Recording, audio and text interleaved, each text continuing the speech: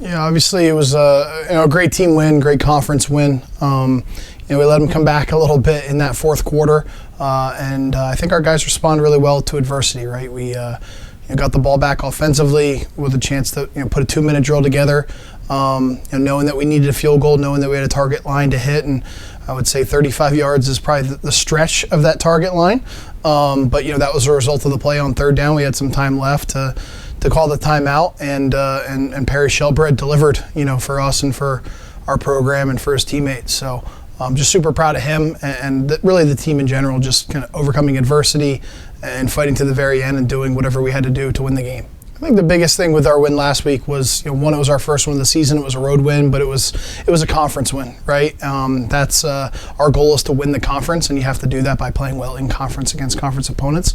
Central is a very strong team. We lost to them at the end of the year last year, so to kick off conference play against them at their place with a win is huge. Hopefully that's something that we can continue to gain momentum off of and build off of for future weeks. The Patriot League is a very strong league, obviously, with some great teams at the top tier, but it's really strong throughout. Some great academic schools, some very high-profile schools like Georgetown University. So for us, it's an awesome opportunity for any NEC school, but especially Stonehill, right? Especially us, to go down there to play at their place, and obviously playing another one the next weekend in Fordham, to cross over with some of the best schools in the Northeast, in New England. Obviously, as you reminisce at your time here, there was times where we were double dipping and playing 2 Division II teams twice, and now to be able to go out and play, Patriot League schools, CAA schools, Ivy League schools, it's really special, I think, for our program, but also for our college.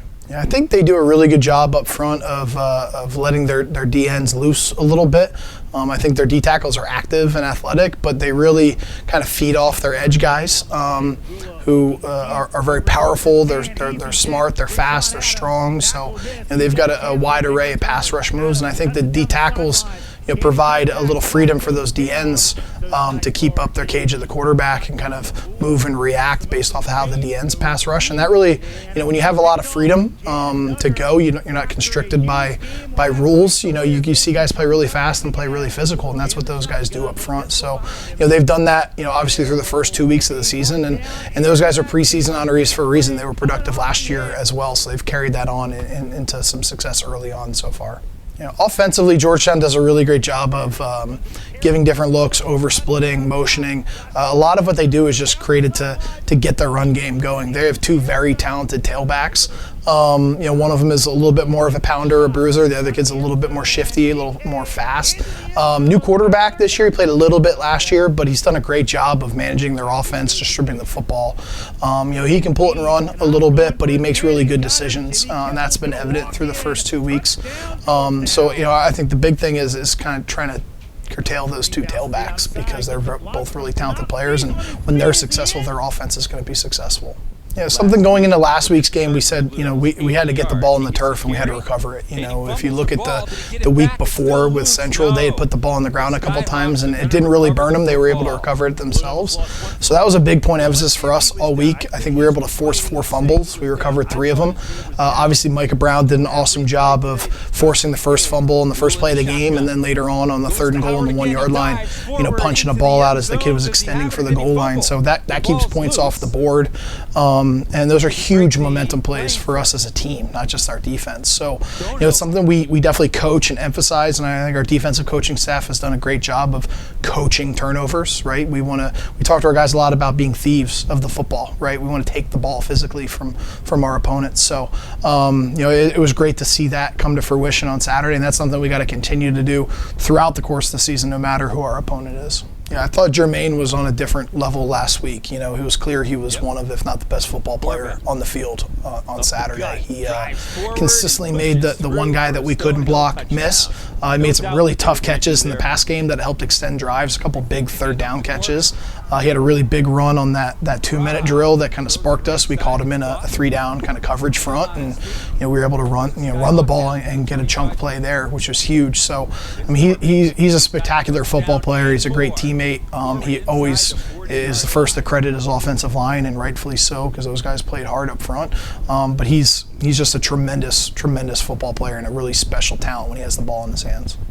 Perry was our leading scorer, for our team and in the conference last year, and it's because we trust him in all those scenarios to deliver for us, whether it's obviously PATs, which we want to be perfect with, but when we do get in those field goal range situations that he can deliver and we can come away with points. So, no surprise to me, that he was able to deliver for us at the end of the game last week. And I as soon as we got down there, knowing that they had a couple timeouts in their pocket and that they can only call one, we kind of knew that they were going to try to ice Perry with the timeout. And after that happened, walking out there, I just saw complete confidence in his eyes. And a 52-yard field goal would make a lot of coaches queasy at the end of the game, especially with the risk of it getting blocked or deflected or them putting a returner back and trying to return it. But yeah, it was great procedure. It was a great kick and obviously a great moment for our program to win a game in that fashion. Yeah, right before that, it was the third down play, and we were kind of curious on whether we were going to be able to attempt the field goal, right, or we're going to have to take a Hail Mary shot on the last play to try to win it, or if we were going to head into overtime, right? So all those things are kind of going through your brain at that point. Asher scrambled on that last play and was able to get it to the 35, and we called the timeout.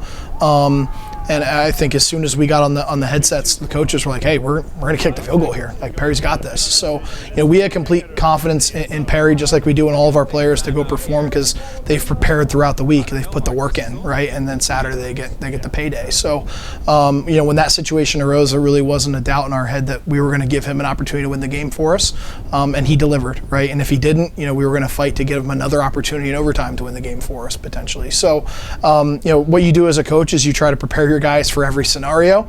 You instill confidence in them in terms of their preparation and how they can go out there and execute as a team, and trust in the process. And I think our guys did just that.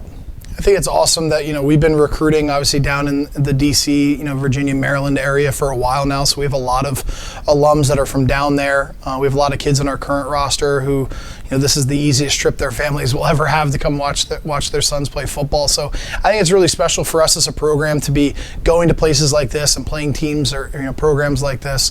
It continues to spread awareness of what Stonehill College is and what our football program is, and we want to compete against the best institutions and the best football programs that we can. So this is another great opportunity, and I think it'll be really special for some alums that have seen their college grow to a Division I institution to now go see them play a Georgetown, in DC. I think it's really awesome.